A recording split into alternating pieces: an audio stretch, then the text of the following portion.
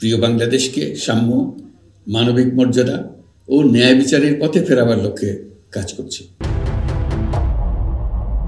গভীর শ্রদ্ধার সাথে স্মরণ করছি ফেসিবাদের বিরুদ্ধে দীর্ঘ লড়াইয়ের সকল যোদ্ধাদের।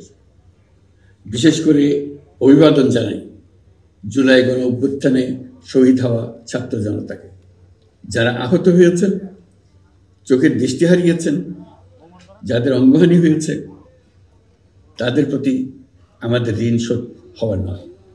নতুন বাংলাদেশ গঠনে তাদের প্রেরণা ও অবদান জাতি কখনো ভুলতে পারবে না।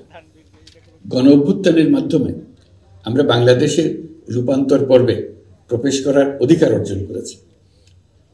এই রূপান্তর দ্রুত সফলভাবে কার্যকর করার জন্য আমাদেরকে সকল শক্তি নিয়োজিত করার জন্য প্রতিজ্ঞাবদ্ধ থাকতে হবে।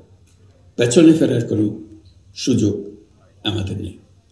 আমাদের এই কাঙ্ক্ষিত রূপান্তরের লক্ষ্য হবে সকল ধরনের বৈষম্য অবসানের রাজনৈতিক আয়োজন নিশ্চিত করা, এদেশে গণতান্ত্রিক ও নাগরিক সমতাভিত্তিক একটি রাষ্ট্র ব্যবস্থা প্রতিষ্ঠা করা। ন্যায়ভিত্তিক সমাজ নির্মাণ ছাড়া জুলাইয়ের শহীদদের আত্মদান অর্থবহ হতে পারে না। ফেসিবাদ বাংলাদেশকে আদর্শভিত্তিক সকল রকমের লক্ষ্য থেকে বিচ্যুত করে গভীর অন্ধকারের দিকে আমাদেরকে নিয়ে গিয়েছিল। আমরা আবার প্রিয় বাংলাদেশকে সাম্য, মানবিক মর্যাদা ও ন্যায় বিচারের পথে ফেরাবার লক্ষ্যে কাজ করছি। ফোরাম ফর বাংলাদেশ স্টাডিজের পক্ষ থেকে আপনাদের এই জাতীয় সংলাপ আমাদেরকে আমাদের নতুন কক্ষপথ রচনা এবং তার যথাযথ স্থাপনে বিশেষভাবে সাহায্য করবে।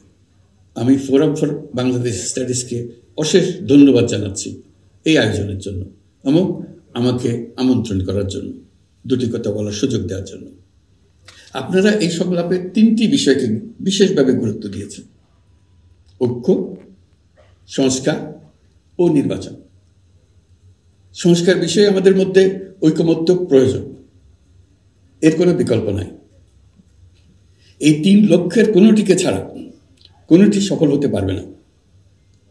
ঐক্যবিহীন সংস্কার কিংবা সংস্কারবিহীন নির্বাচন বাংলাদেশকে এগিয়ে নিতে পারবে না। পাশাপাশি আমরা ভুলতে পারি না যে আমাদের ছাত্র জনতা অটুট সাহসে শিশু হত্যাকারী ও পৈশাচিক ঘাতকদের মোকাবেলা করেছে। মানবতার বিরুদ্ধে এমন নিষ্ঠুরতাকে অবশ্যই বিচারের মুখোমুখি করতে হবে। গুম খুন থেকে জুলাই গণহত্যার বিচারের চ্যালেঞ্জের বিষয়টি আপনারা আপনাদের সংলাপের অন্তর্ভুক্ত করেছেন, এতে আমি আশ্বস্ত হয়েছি। সুধীবৃন্দ, জুলাই গণঅভ্যুত্থান কেবল বাংলাদেশকে মুক্তই করেনি, আমাদের স্বপ্নকেও তুমুল সাহসী করে তুলেছে। বাকহীন বাংলাদেশ জোরালো কণ্ঠে আবার কথা বলার শক্তি ফিরে পেয়েছে। এই দৃঢ়কণ্ঠ আবার ঐক্য গঠনে সোচ্চার হয়েছে। ঐক্য আমাদের মূল শক্তি। জুলাই অভ্যুত্থান আমাদেরকে ঐতিহাসিক মাত্রায় বলীয়ান করেছে। গত 5 মাসে এই ঐক্য আরও শক্তিশালী হয়েছে। গণ অভ্যুত্থানের বিরুদ্ধ শক্তি আমাদের মধ্যে ভাঙন সৃষ্টি করার ক্রমাগত প্রয়াস চালাতে থাকায় আমাদের ঐক্য আরও মজবুত হচ্ছে। এই ঐক্যের জোরেই এখন আমরা অসাধ্য সাধন করতে পারি। এখনই আমাদের সর্বোচ্চ সুযোগ। এমন অর্থনীতি গড়ে তুলতে হবে যেটা সকল নাগরিকের জন্য সম্পদের ও সুযোগের বৈষম্যহীনতার নিশ্চয়তা প্রদান করবে। যত নিম্ন আয়ের পরিবারই জন্মগ্রহণ করুক না কেন, প্রতিটি নাগরিকের, তিনি নারী হোক আর পুরুষই হোক, তিনি যেন বিনা বাধায় তো বটেই, বরং রাষ্ট্রের আয়োজনে তার সৃজনশীলতা প্রকাশ করে যে কোনো পর্যায়ে উদ্যোক্তা হতে পারেন, অথবা তিনি যে কোনো ধরনের কর্মজীবন চান তাই বেছে নিতে পারবেন। এমন রাজনৈতিক ও রাষ্ট্রীয় পরিবেশ থাকবে যেখানে সংখ্যালঘু সংখ্যাগুরু এই পরিচিতি অবান্তর হয়ে পড়বে। সবার একটিই পরিচয়, আমি বাংলাদেশের নাগরিক এবং রাষ্ট্র আমাকে আমার সকল অধিকার প্রদান করতে বাধ্য। রাষ্ট্রের কাছে এবং অন্য নাগরিকের কাছে আমার অন্য কোনো পরিচয় দেবার প্রয়োজন হবে না, যেখানে ব্যক্তিবন্দনার কোনো সুযোগ থাকবে না। দেশের ভেতরে বা বাইরে প্রভুভৃত্যের কোনো সম্পর্কের সুযোগ থাকবে না। আমরা বাংলাদেশের নাগরিক হবার সুবাদে হব বিশ্ব নাগরিক। দেশের মঙ্গল সাধন করা যেমন হবে আমাদের নাগরিক দায়িত্ব, তেমনি বিশ্বের মঙ্গল সাধন করাও আমাদের কর্তব্য। এই দায়িত্ব আমরা সমানভাবে পালন করব। আমাদের তরুণ তরুণীরা দ্রুত এই দুই দায়িত্ব সমানভাবে পালন করার জন্য প্রস্তুতি নেবে। প্রিয় সহনাগরিকবৃন্দ, স্বাধীনতার পর অর্ধ শতাব্দী অতিক্রম করে আমরা এক ঐতিহাসিক আত্মত্যাগের বিনিময়ে এক অপূর্ব সুযোগের মুহূর্ত সৃষ্টি করেছি।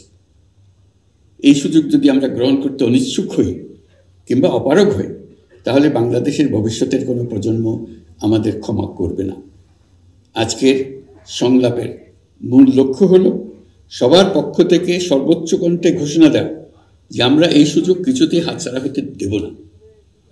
আমরা একতাবদ্ধভাবে এই সুযোগের প্রতিটি মুহূর্ত সর্বোত্তম কাজে লাগাব। সংস্কারের যে মহান দায়িত্ব ঐতিহাসিক কারণে আমাদের কাছে এসে গেছে, এই দায়িত্ব আমাদের প্রত্যেককে, প্রতি নাগরিককে, রাজনৈতিক দলকে, প্রতিটি সামাজিক, অর্থনৈতিক, ব্যবসায়িক এবং ধর্মীয় জনগোষ্ঠীর প্রত্যেককে দৃঢ়তার সঙ্গে সংস্কারের মহাযজ্ঞে আনন্দের সঙ্গে ঝাঁপিয়ে পড়তে হবে। আজকে আপনাদের সংলাপে ঘোষণা দিন কে কিভাবে এই মহাগৌরবের দায়িত্ব পালন করবেন। সংস্কার ও নির্বাচনের প্রস্তুতি একই সঙ্গে চলতে থাকবে। নির্বাচনের প্রস্তুতির কাজ মূলত নির্বাচন কমিশনের। নাগরিকদের নির্বাচনের তারিখ না পাওয়া পর্যন্ত এই প্রক্রিয়ায় সময় দিতে হয় না, কিন্তু সংস্কারের কাজে সকল নাগরিককে অংশগ্রহণ করতে হবে।